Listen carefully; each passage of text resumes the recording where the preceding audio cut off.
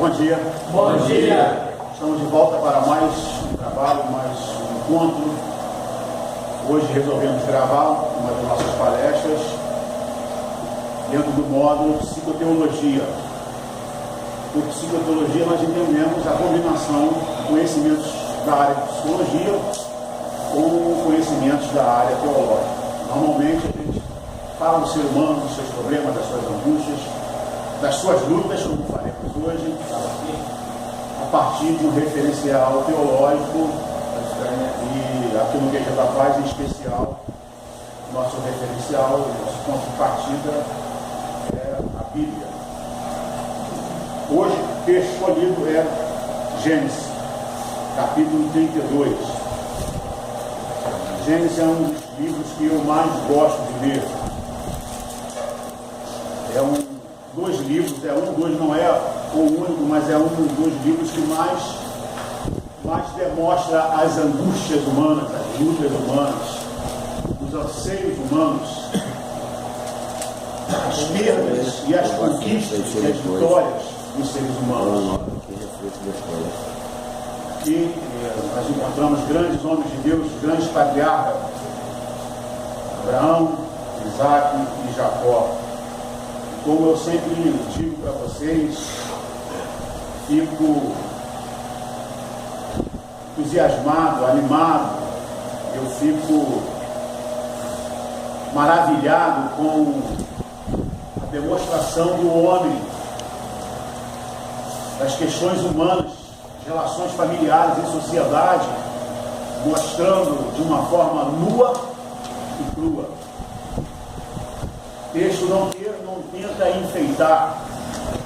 Algumas pessoas, inclusive, pessoas que não conseguem ver além da letra, porque esse é um livro, e agora falando não como psicólogo, mas como teólogo, esse é um livro que você não pode ler apenas com os olhos naturais.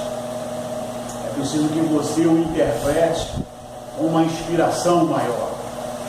Então, alguns até que criticam, para que poder um livro desse, um livro cheio de assassinatos, de estupros, de relações de pais com os filhos, que eu esqueci, tenho falhado, alguns nomes às vezes me escapam. E agora acabei de escapar, como é que se dá esse nome quando há relações de incesto. Incesto. Que livro horrível, que exemplos horríveis. A Bíblia assim, ela mostra as personagens tal quais elas são, com todas as suas fraquezas, as suas lutas, as suas idiosincrasias, as suas contradições, as suas peculiaridades, as suas loucuras, as suas insanidades e como elas conseguem na sua jornada, com a ajuda do Eterno, com a ajuda do Todo-Poderoso, com a ajuda do Deus que eles entendiam e concebiam, conseguir a vitória. Hoje pegamos um dos homens, desses personagens que eu citei, Abraão, Isaac e Jacó, e até mesmo de outros do livro de Gênesis, pegamos um personagem que mais representa isso. Um personagem que ele já nasce lutando. Jacó. Nós vamos, para dar início à palestra, ler apenas um versículo 2. No momento que esse homem faz uma mudança de vida, o que ele consegue finalmente, um lado da sua personalidade finalmente se sobrepõe à outra. Até esse momento, que é conhecido como a travessia do Val de Jaboque, até esse momento, uma personalidade, uma parte da sua personalidade, do seu perfil, da sua versão, uma parte acabava vencendo. E a partir de agora, da travessia desse riacho, desse ribeiro, a passagem por esse ribeiro marca a travessia, a mudança de vida, em que uma outra parte de sua personalidade passa a prevalecer. Vamos lá então, vamos ao texto. Gênesis capítulo 32, verso 22 em diante. Gênesis capítulo 32, verso 22 em diante. Levantou-se naquela mesma noite, tomou suas 2 mulheres, suas 2 servas e os seus 11 filhos e transpôs no val de Jaboque. Tornou-os e fê-los passar ao ribeiro e fez passar tudo o que lhe pertencia. Ficando ele só, lutava com ele um homem até o romper do dia. Vendo este homem que lutava com Jacó, que não podia com ele, tornou-lhe na articulação da coxa, deslocando-se a junta da coxa de Jacó na luta com o homem.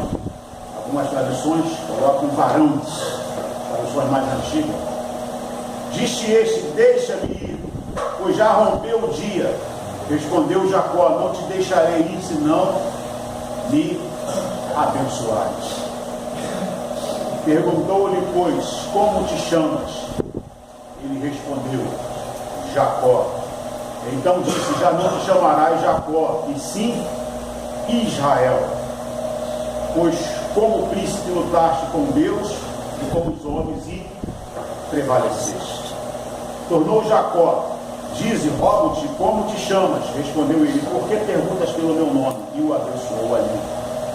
Aquele lugar chamou Jacó Peniel, que significa ver a face de Deus ou a face de Deus.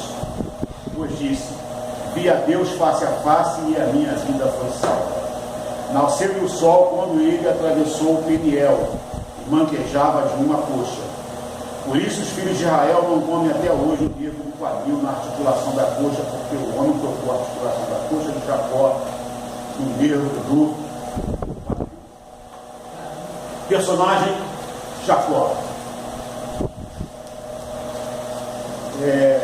Quem quiser ler essa história, uma história linda, uma história rica, bonita, cheia de exemplos, de ensinos,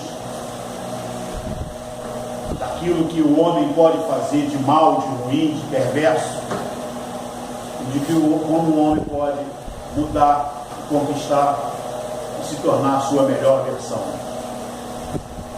Esse homem, Jacó, ele já nasce num ambiente difícil, complicado, adverso, numa família que traz os seus problemas. Ele, Jacó, é filho de Isaac, de Rebeca. Isaac é um homem abençoado desde o seu nascimento. O casamento de Isaac e de Rebeca é um casamento abençoado por Deus. Deus apresentou Rebeca a Isaac. É o casamento dos sonhos. Um casamento que não havia nenhuma dúvida que foi Deus que juntou ambos. Desde o primeiro momento que Isaac viu Rebeca, o texto diz que Isaac a amou. Havia amor entre esse casal. Havia a vontade de Deus entre esse casal. Apesar disso, eles tinham seus problemas e as suas dificuldades. Ele tinha as suas lutas, eram pessoas diferentes, de famílias diferentes. Embora Deus pediu a Abraão que buscasse uma esposa dentro de um povo que fosse o mais próximo possível da cultura de Isaac. Uma família que conhecesse o mesmo Deus que Isaac servia. Apesar disso, eles os dois ainda tinham muitas diferenças. Isaac, um homem muito correto, direito, pacífico, um homem lento, decidia as coisas, mas de uma forma vagarosa. Rebeca, uma mulher agitada, uma mulher cheia de energia, de força, vigor, e ao mesmo tempo vem de uma família de trapaceiros, de uma família de enganadores, e ela traz também esse perfil esse que quem estudar o texto vai ver que foi o perfil que ela usou para enganar o marido, para que o filho menor fosse abençoado e que o dar ou em detrimento do filho maior, do filho mais velho. Essa mulher, quando engravidou dos seus filhos, ela foi falar com Deus, ela disse: eu vejo uma guerra dentro de mim. Ou seja, Jacó, simbolicamente ou literalmente, já lutava com o seu irmão desde o ventre. Simbolicamente, porque não se sabe hoje ao certo se aquilo realmente era uma briga. Não se sabe ao certo se eles apenas estavam se movimentando. Mas hoje a gente pode até pensar numa questão literal, com os novos estudos que se tem sobre feto e sobre bebê. A gente ainda está engateando, aprendendo. Recentemente, dois gêmeos foram separados logo após o nascimento, de gêmeos não idênticos. E algumas semanas depois, quando eles se encontraram, a primeira coisa que fizeram foi se abraçarem. Então, podemos dizer que esse gêmeo que encontrou o seu parceiro, e olha que não eram gêmeos idênticos, ao encontrar o seu outro companheiro de jornada na barriga, no ventre materno, desculpa sair aqui da visão do vídeo, do ventre materno, deixa eu falar. Ele, a primeira coisa que fez ao reencontrar semana depois foi abraçar. Então, hoje, com as novas descobertas, se sabe que há muita coisa entre o céu e a terra que ainda a nossa vã filosofia não conhece. Podemos dizer que talvez sim, eles já brigavam com o espaço. Já procuravam o espaço e, mesmo que não tendo consciência, afastar aquilo que está impedindo o livre movimento no mesmo lugar. Brigavam no ventre materno. E ela pergunta a Deus por quê? E ele fala: esses aí vão mudar a vida toda. Isso já é um prefácio do que vai acontecer com a vida deles. Mas ali, acompanhando os dois personagens, a gente descobre que ali estava o que tinha mais uma tendência a lutar, era o personagem preferido nosso, preferido daquela mãe e preferido por Deus. Ué, Deus tem preferências? Sim, Deus tem preferências. Deus tem preferências, e por que ele faz isso eu não tenho certeza absoluta. Mas Deus faz as suas escolhas e ele tem as suas preferências. Dentro de uma teologia de livre-arbítrio, a gente entende que Deus, isso é um ponto de vista, é um modo de ver, é um modo de entender, é um modo de interpretar, e aí cada interpretação existe diversas, existe muitas. Do ponto de vista que eu me alio, que eu me ajunto, que eu vejo, eu entendo que Deus é onisciente. Isso é chamado de pré-conhecimento e não determinismo. Deus já vê antes das coisas acontecerem. Então, como ele enxerga o que vai acontecer, ele só segue o fluxo daquilo que as pessoas vão simplesmente tomar as suas decisões. Alguém pode perguntar: ora, se Deus já sabe o que eu vou fazer, por que ele não muda o que eu vou fazer? Eu entendo o seguinte, que Deus até procura fazer isso. Ele faz a parte dele, mesmo sabendo o que vai acontecer, ele faz a parte dele. Esgota todos os meios para fazer a pessoa mudar. Para que lá na frente a pessoa não tenha desculpa. Eu não sabia o que estou fazendo. Ou eu queria fazer diferente. A pessoa sim tem escolha. Esse é um modo de pensar. É uma teologia própria de alguns segmentos. Sim, nós temos escolhas. Mesmo Deus sabendo o que vai acontecer, nós ainda exercemos o livre arbítrio. E Deus, ao ver as escolhas que nós fazemos, ou que iremos fazer, ele já faz as suas preferências. E ele escolhe o menor para se sobrepor ao maior. E ele diz isso para a mãe: olha só, mas o menor ele vai vencer essa luta. Não quer dizer que que ao fazer a preferência que Deus abandonou o Esaú.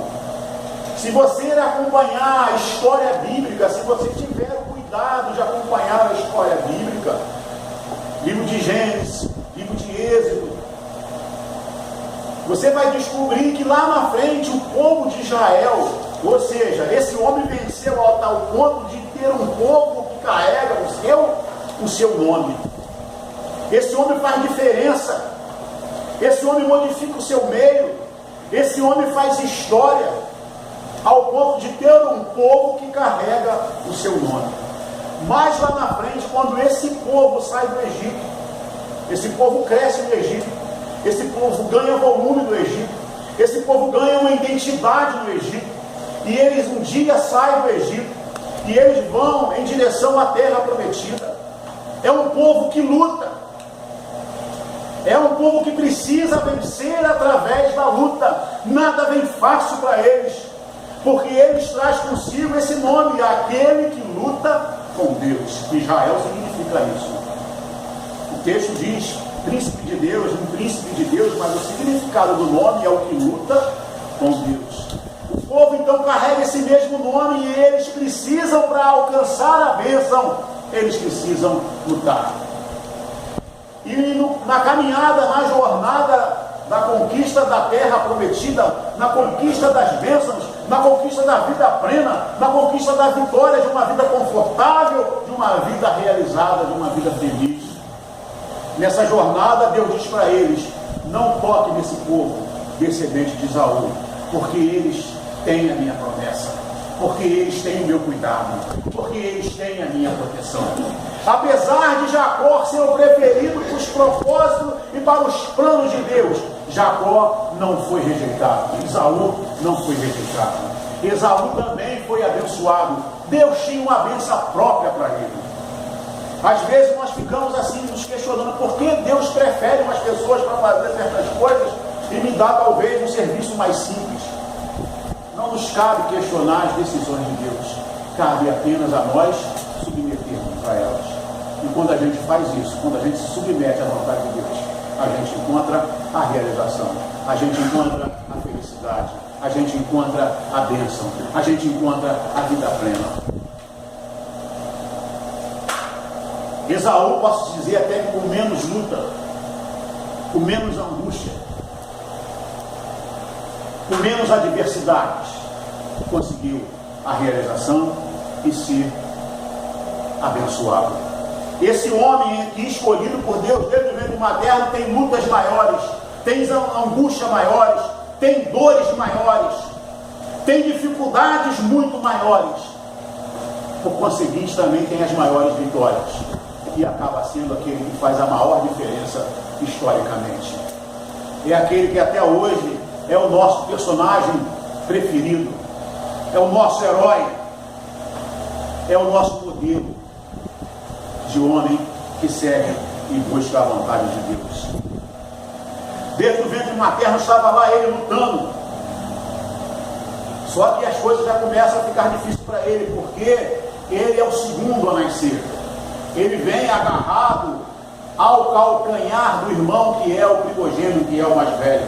Naquela cultura, naquele contexto, naquele lugar, naquela experiência de vivência em sociedade, o mais velho, o primeiro, tinha direito a tudo, e o segundo em diante seriam servos. Viriam para servir o mais velho. O mais velho, em regra, poderia mudar isso. O pai poderia escolher um segundo ou um terceiro, mas em regra era o mais velho, era o primogênito que recebia a bênção e recebia o cajado da liderança, do patriarcado. Era o chefe tribal e os demais deveriam ser servos. Então o irmão, embora gêmeos, o irmão vem primeiro, e Jacó vem agarrado ao calcanhar do seu irmão, e a parteira faz a seguinte interpretação: está tentando tirar o lugar do irmão, está tentando usurpar o lugar do irmão, e ela então o nomeia Jacó, que significa usurpador, aquele que tira o lugar do outro, aquele que rouba o lugar do outro, aquele que quer ocupar um lugar que não é seu, aquele que trama 171, enganador, trapaceiro, mentiroso. E se continuássemos, né, usando os adjetivos que hoje as pessoas escutam, safado, pilantra, mau caráter, e ele ouvindo toda aquela carga afetiva, emocional, significado do nome, que naquele tempo os nomes não era apenas o significado vazio, mas o significado tinha peso. Quando ele ouvia Jacó, automaticamente ele ouvia junto o termo usurpador, enganador. E ele foi adquirindo essa personalidade, ele foi adquirindo esse jeito de ser. Ele enganou o irmão para roubar a bênção do irmão com um prato de lentilha. E até hoje, esse homem de Deus, o que ele faz é símbolo daquilo que no mundo espiritual, o enganador, o maior dos mentirosos, o usurpador, faz com o ser humano, oferece. Quando você está lutando, quando você está cansado, quando você está fadigado, quando você está quase desistindo, ele vem com um prato de lentilha, alguma coisa boa para você. Come aí, come, para que tanto esforço? Para que você vai morrer de fome?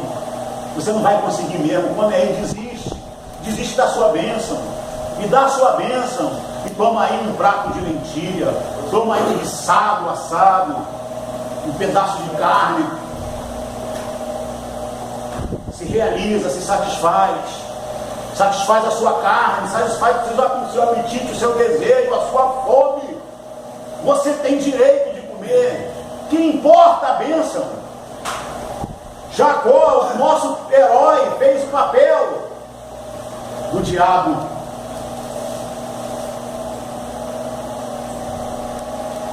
Mais adiante, ele com a mãe se juntam. Primeiro ele rouba a primogenitura, depois ele rouba a bênção do irmão. Mas, como a gente diz, o pecado é igual cartão de crédito. Uma hora chega a fatura. A fatura foi que o irmão ficou com ódio. O irmão disse: eu vou matar esse miserável, eu vou matar esse desgraçado. Não é à toa que seu nome é Jacó. O irmão diz isso está no texto. Não é à toa que seu nome é Jacó. Já por 2 vezes ele me enganou e me roubou aquilo que é de mais precioso. A mãe de Jacó, ao ouvir isso, Rebeca, ao ouvir isso, com medo de Jacó ser morto, manda Jacó para ficar com o irmão dela, o Labão. Alguns textos dizem, ou melhor, perdão, alguns intérpretes dizem que Rebeca nunca mais viu Jacó. Os intérpretes dizem que Rebeca nunca mais viu Jacó. Jacó foge para poder ficar na casa de Labão por algum tempo.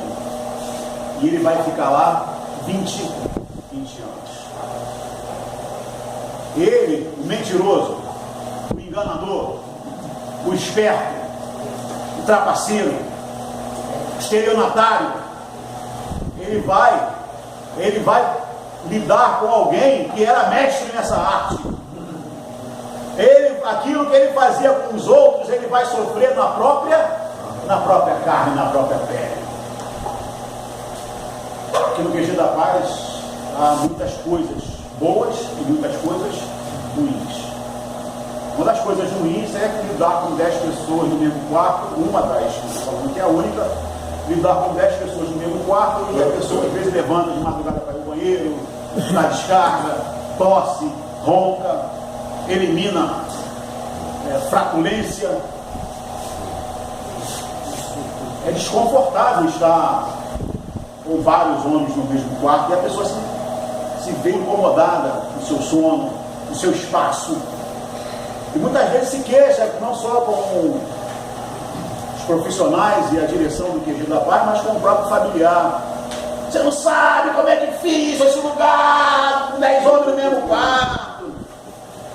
E uma mãe olhou para o rapaz que estava se queixando com ela e disse: meu filho, isso é para você ver que você fazia com a gente.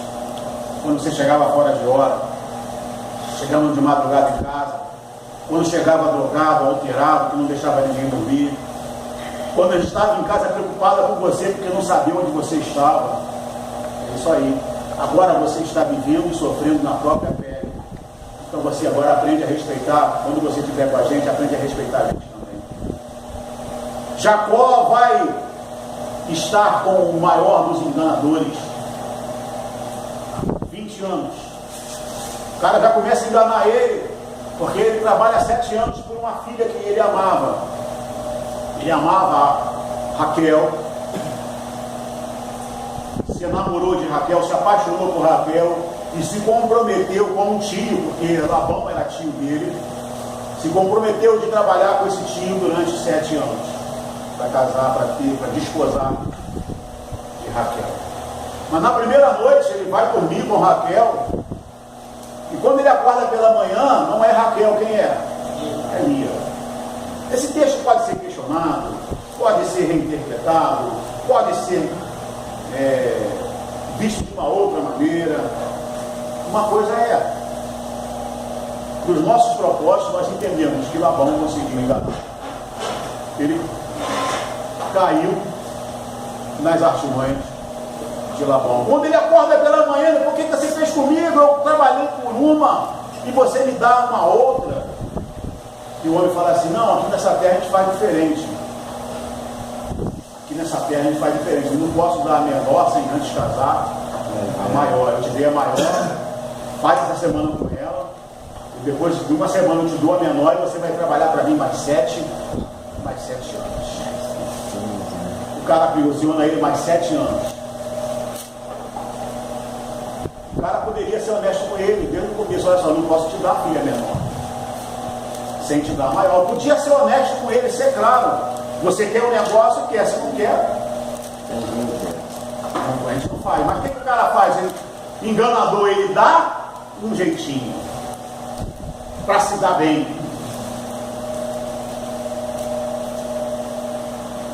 Quando finalmente acaba os 14 anos, Jacó quer ir embora, ele fala, não, faz o seguinte,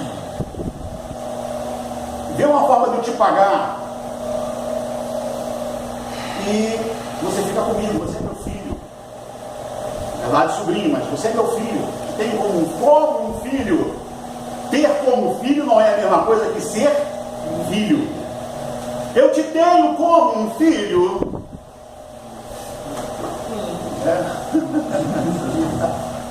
Vai ficando aí. Vê o que você quer de salário. Tá bom, vou fazer o seguinte. O rebanho é tudo de uma cor só. Aqueles que nascerem com cores diferentes, com 2 cores, vai ser o meu salário. E Jacó, então, ele mesmo começa a trabalhar para poder enriquecer. Ele pega as folhas de plantação, da vegetação que cercava, que fazia de cerca para os animais, ele começou a descascar. Ele começou a descascar e aí o rebanho, segundo o texto, o rebanho ao beber ali, olhando as varas descascadas, o rebanho começou a conceber, começou a ter cria malhadas e salpicadas, ou seja, com cores distintas. E o rebanho de Jacó começou a crescer. Nós, quando falamos para vocês aqui de visualização criativa, nós estamos falando para vocês que não eram as ovelhas que viam aquilo. Quem via era Jacó. E Jacó, ao olhar aquelas varas, ele visualizava um rebanho, mas sendo malhado e salpicado. E a fé de Jacó, na visualização criativa de Jacó, mexia no mundo espiritual. E aí, quando a gente fala de visualização criativa, eu pergunto, qual o homem que você quer ser? Você consegue enxergar esse homem? Você consegue hoje ter uma boa versão, uma versão melhor do que você tem sido? E você consegue enxergar esse homem tendo a primazia na sua vida? Você consegue enxergar você sendo mais esse homem que Deus enxerga, que Deus vê, do que você tem sido até agora. Visualização criativa é isso, é você começar a fechar os olhos e enxergar aquilo que você quer alcançar. E as coisas começam a acontecer, tanto no mundo espiritual, como simplesmente no mundo secular, no mundo comum. É só entrar na internet e colocar lá, visualização criativa, e você vai ver vários textos, vários vídeos de pessoas que conseguiram fazer a diferença, de pessoas que conseguiram o extraordinário, de pessoas que conseguiram aquilo que nós chamamos de milagre, simplesmente porque exerceram a visualização criativa e acreditaram naquilo que estavam enxergando. Jacó então começa a ter o seu rebanho a crescer, o seu rebanho começa a crescer, o seu rebanho começa a desenvolver, e Labão então começa a ficar com raiva, porque ele está vendo o sobrinho, aquele que dizia, você é como um filho para mim, ele está vendo o outro enriquecer, e ele fica chateado, então ele muda o salário de Jacó 20 vezes. Uma hora ele diz, não, olha só o que nascer com uma mancha no pescoço, só o que nascer com uma lixa na cauda. E é claro que não foi desse jeito, eu estou dando uma ênfase. E todas as 20 vezes que ele mudou o salário de Jacó, Jacó continuou sendo abençoado. Jacó é um homem que consegue as coisas com dificuldade, com luta. Desde o seu nascimento é um lutador. Agora preste atenção, lutar é diferente de brigar. Nós recentemente vimos um filme falando de um lutador brasileiro, José Aldo, que chegou a ser campeão do UFC por vários anos, 10 anos. E nesse filme ele precisa lutar com ele mesmo. Chega uma hora que ele descobre que ele precisa lutar com ele mesmo. Mas antes disso, antes dele descobrir que ele precisava lutar com ele mesmo, antes disso ele brigava com ele mesmo. E o seu treinador disse isso para ele, fulano, existe uma diferença entre lutar com você mesmo e brigar com você mesmo.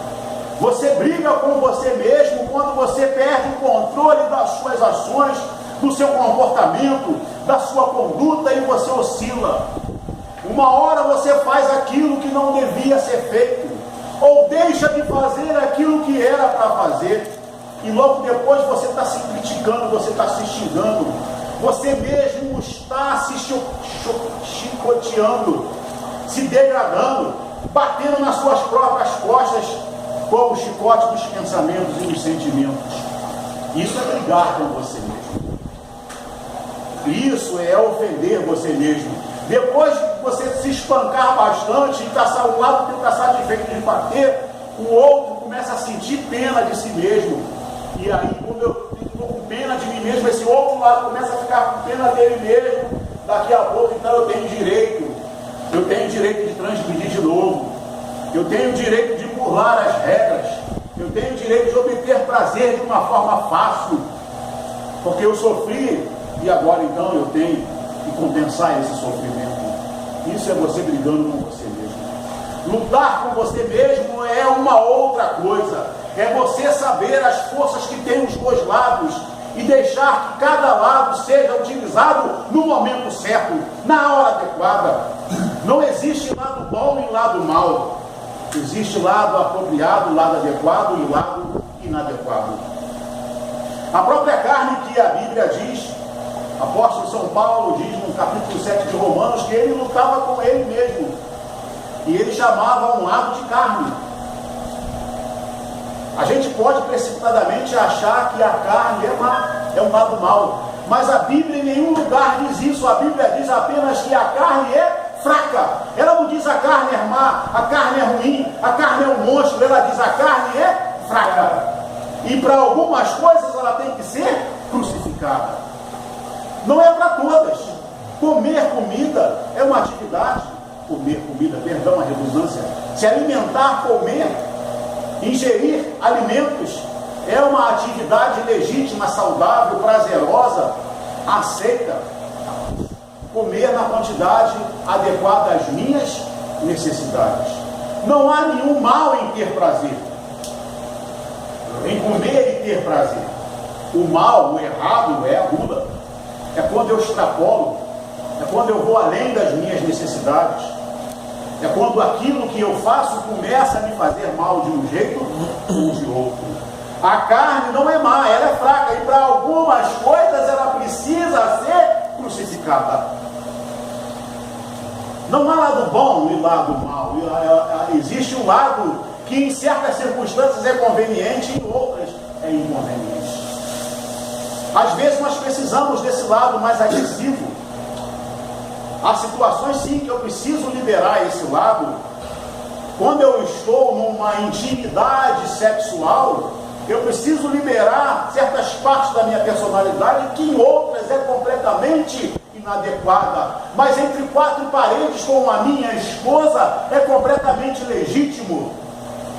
É essa sabedoria que nós precisamos aprender. O que é lutar consigo mesmo é entender as suas forças, é entender os seus anseios, é entender as suas necessidades, é entender as suas inclinações, é entender a realidade que eu vivo, a cultura que eu vivo, o contexto que eu vivo, as relações que eu vivo, e em determinadas circunstâncias é uma parte que precisa ser apresentada, em outras é a outra parte. Isso é lutar consigo mesmo e obter a vitória. É quando um lado mais adequado à circunstância e ao momento vence aquele que não é adequado. Jacó tem o seu salário mudado 20 vezes. E ele fala: chega, eu vou embora. O texto não diz, mas eu acredito que ele ora a Deus sobre isso. E Deus lhe dá a resposta: eu estou liberando você, você vai. Vai que eu vou te abençoar. É a hora de você sair. Existe a palavra de Deus para a nossa saída, para a nossa chegada, para o nosso deslocamento. Há um momento certo. Se você sai na hora de Deus, você sai na hora certa. Você sai no momento adequado, no momento para receber a bênção. Quando você faz a coisa no seu tempo, do seu jeito, na sua hora, vai dar errado. O próprio povo de Israel é esse que luta com Deus por herdar a natureza do seu patriarca, de seu pai. Quando eles chegam à terra prometida, lá tem luta para eles. E eles desanimam: poxa, mas está muito difícil isso aqui. Os homens são muito grandes, as muralhas são muito fortificadas, os exércitos são poderosos. A gente não vai conseguir, vamos voltar. E Deus então fica irado com aquele povo e diz: olha, então vocês vão perder a bênção. Aí eles: então a gente vai assim mesmo. Não, não vai, eu não vou com vocês. E eles desobedecem e seguem em frente para lutar sem a presença e sem a bênção e sem a palavra de liberação de Deus. São derrotados, são mortos, são afligidos, são humilhados, são destroçados, são destruídos. Há um momento certo, há uma hora certa. Por mais difícil que seja a sua luta em estar no QG da paz, por mais difícil que seja estar aqui neste lugar, se você sai antes do aval de Deus, da direção de Deus, do agir de Deus, você está fazendo a coisa errada e vai dar errado.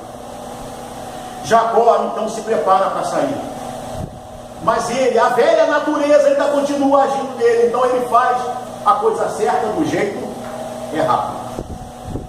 O texto vai dizer que ele faz isso por ter medo, como seu patriarca Abraão, um dos heróis da fé, um dos pais da fé, pai da religião islâmica, pai da religião judaica, pai da religião cristã. Ele é conhecido pai da fé. É só você ler o livro de Hebreus, capítulo 11. Esse homem tinha uma promessa de Deus, mas em determinados momentos ele tinha medo. Tomava atitudes e fazia coisas que acabavam atraindo sobre ele sofrimento, angústia. Jacó teve medo. O que ele faz? Ele sai furtivamente. Ele não tem coragem de chamar Labão e dizer assim: olha só, cara, Deus está comigo, está me protegendo, eu confio nisso, eu tenho segurança nisso, e eu estou partindo. Estou levando as minhas mulheres, estou levando os meus filhos, estou levando o meu rebanho. O que ele faz? Ele sai à noite, ele sai na madrugada, ele sai furtivamente, ele não fala nada para o seu tio. E ele vai embora. Quando o tio vai perceber, vários dias depois, é porque eles não ficavam na mesma casa, eles ficavam em lugares separados. Nós estamos falando de um ambiente tribal e rural.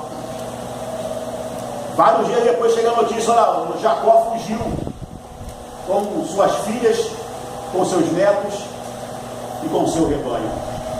Na cabeça deles, tudo aquilo era de Labão. Labão então se arma e vai à captura, vai de encontro a Jacó. E Deus lhe aparece em sonhos e diz: olha, não diz para ele nem bem nem mal. Eu permito que você vá lá e resolva isso. Eu permito que você o alcance, mas não lhe fale nem bem nem mal. Não vou deixar meu servo partir dessa vez com assuntos inacabados. Jacó foi parar na casa de Labão com assuntos inacabados com seu irmão Esaú. Agora está ele fugindo, deixando para trás assuntos inacabados com seu tio Labão. Deus diz: não, chega, é hora de resolver os assuntos inacabados, os assuntos pendentes. Alguns acreditam, inclusive, que muitos, na hora da morte, sofrem um pouco mais, mesmo para morrer, ainda sofrem um pouco mais para poder resolver assuntos inacabados. Algumas religiões acreditam, ou até mesmo alguns segmentos do cristianismo acreditam, que a pessoa fica perambulando aqui pela terra porque ainda tem assuntos inacabados. Isso inclusive é demonstrado naquele filme Ghost, O Outro Lado da Vida, filme antigo. Embora a maior parte do cristianismo não acredita nisso, acredita que morreu, segue em frente, né? Segue para o seu destino eterno, e com algumas mudanças, algumas modificações e algumas interpretações diferentes. Mas assuntos inacabados. Nós recentemente fizemos uma palestra e falávamos: enquanto você não resolve as coisas do seu passado, isso não é passado de verdade. Enquanto você não resolve o seu passado, ele não é passado. Falávamos que Paulo, ele disse: indo em frente, e para cima, em busca da perfeição, em busca de ser igual ao varão perfeito, ao homem ideal, ao homem que Deus quer que eu seja. Eu ainda não alcancei, quem está falando isso é o apóstolo Paulo na sua carta aos Filipenses. Eu ainda não alcancei, mas uma coisa eu faço, deixando para trás as coisas que já passaram, eu posso seguir adiante. O que é deixar para trás as coisas que já passaram? É conseguir de fato resolvê-las. Uma coisa que eu não resolvi, ela pode ter passado no mundo cronológico, mas no mundo emocional ela não passou enquanto não foi resolvida. Assuntos inacabados, assuntos pendentes. Não adianta você querer continuar a sua jornada deixando para trás coisas não resolvidas. Faz aquilo que nos ensinam os alcoólicos anônimos e os narcóticos anônimos. Faça o seu inventário moral. Coloque onde a sua pior versão apareceu no momento inadequado, no momento próprio para aparecer. A agressividade, a mentira, o engano, o erro, o ser esperto demais, o querer se dar bem. Onde você lesou pessoas, onde você mesmo fazendo a coisa certa fez de um jeito errado, imagina fazendo a coisa errada. Coloque isso no papel, faça o seu inventário moral, para se obter a vitória segundo os alcoólicos anônimos, para manter uma vida de sobriedade. Esse é um passo fundamental.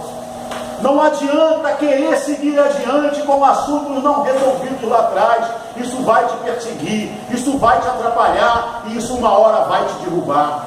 Isso uma hora vai te derrotar. Por mais difícil que seja, por mais complicado que seja, coloca isso como um alvo, como um objetivo para a sua vida de vitória.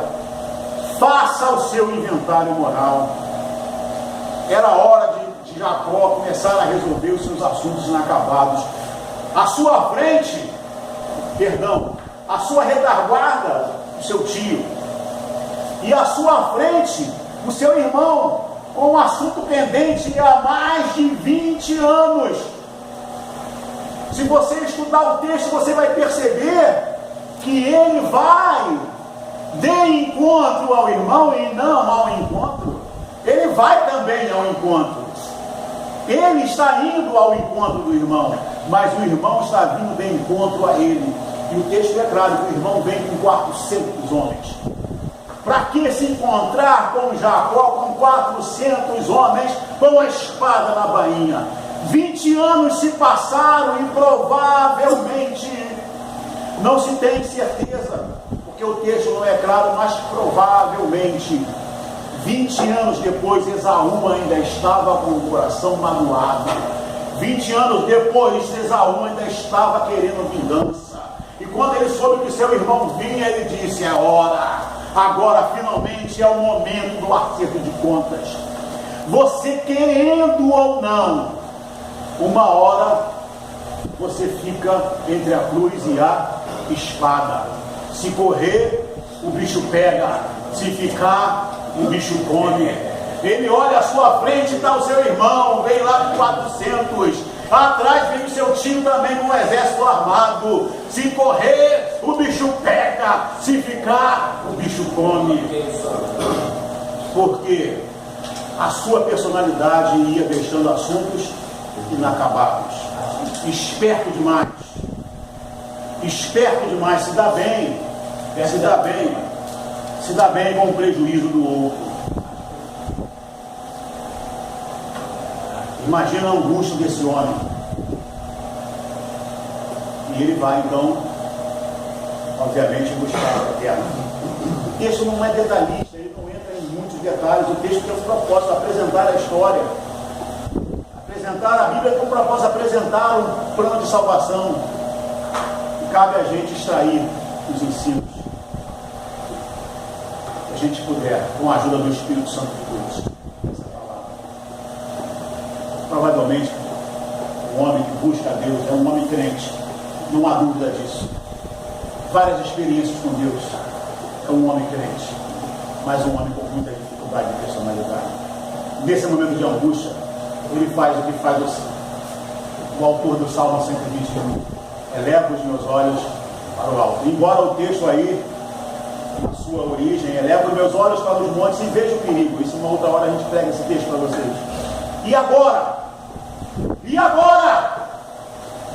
No alto está o perigo, salteadores, roubadores e ladrões. E agora? O que posso fazer? Quem poderá me defender? Quem poderá me socorrer? Elevo os meus olhos aos montes, de onde me vem socorro. O meu socorro vem de Yahvé, o Senhor dos Exércitos, aquele que fez o céu e a terra, aquele que não dorme, aquele que não cochila, aquele que não dá cabeçada, aquele que não tira férias, não tira folga, me vigia dia e noite, faça sol ou faça chuva, 24 horas por dia o seu olhar está sobre mim. Ele não me livra das dificuldades, ele não me livra das lutas. Há um outro salmo, se eu não me engano, no Salmo 34 diz assim: muitas são as aflições do justo, muitas são as angústias dos justos, muitas são as lutas dos justos, as adversidades que o justo enfrenta, mas Yahvé a livra de todas. Glória a Deus. E agora, perigo à frente, perigo à retaguarda, perigo de todos os lados. Deus diz: não faz nada. Não faz nada, guarda. Ele é alcançado por Labão. E eles fazem pacto. Pacto de não agressão. Pacto de bênção, de amizade. E vale até os dias de hoje. O que é feito no mundo espiritual não é desfeito jamais. Aleluia, glória a Deus. Que as coisas não acontecem para a gente por falta de acreditar e por falta de fé. Jesus disse certa vez: se dois de vocês concordarem sobre qualquer coisa, se isso tiver, é claro, eu estou colocando um pouco mais, reinterpretando o que Jesus está dizendo, se tiver de acordo também com a vontade de Deus, se for algo feito a três, jamais vai ser desfeito. Por isso que a igreja não aceita o divórcio, porque aquilo que é feito entre duas pessoas com Deus jamais pode ser desfeito.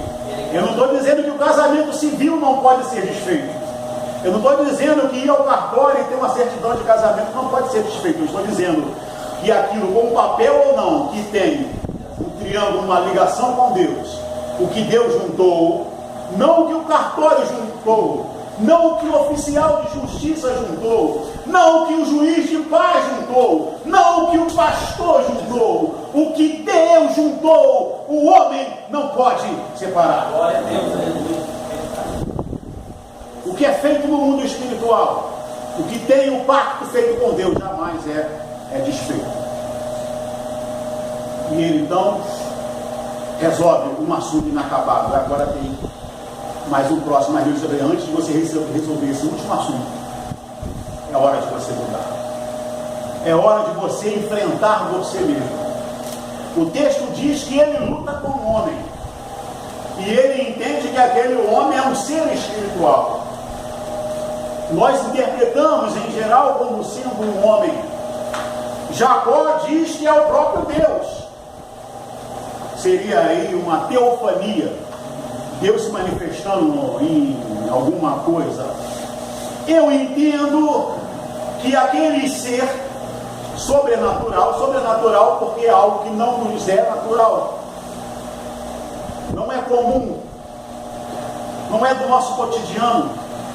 É algo extraordinário, é algo que foge à regra, que extrapola esse mundo material, esse mundo físico que nós conhecemos. Eu acredito que aquele ser era a projeção do próprio Jacó. Era uma de suas versões. É aquela versão que queria se dar bem, que queria resolver as coisas de qualquer jeito, saindo furtivamente, saindo levando coisas escondidas. Inclusive essa natureza passou para os seus filhos, para suas esposas. Se você acompanhar o texto, Raquel roubou os ídolos do seu pai. Nossa personalidade tem a capacidade de influenciar outras pessoas. A nossa maneira de ser pode influenciar para o bem e para o mal. Recentemente falavam para vocês que até um bebezinho influencia os seus pais. A personalidade de uma criança modifica a dinâmica familiar. Somos pessoas com capacidade de influência. E se somos um chefe de família, se somos líderes, se somos pais, se somos mães, essa possibilidade aumenta muito mais. Ele era o chefe tribal, ele era o líder da família, ele era o modelo a ser seguido.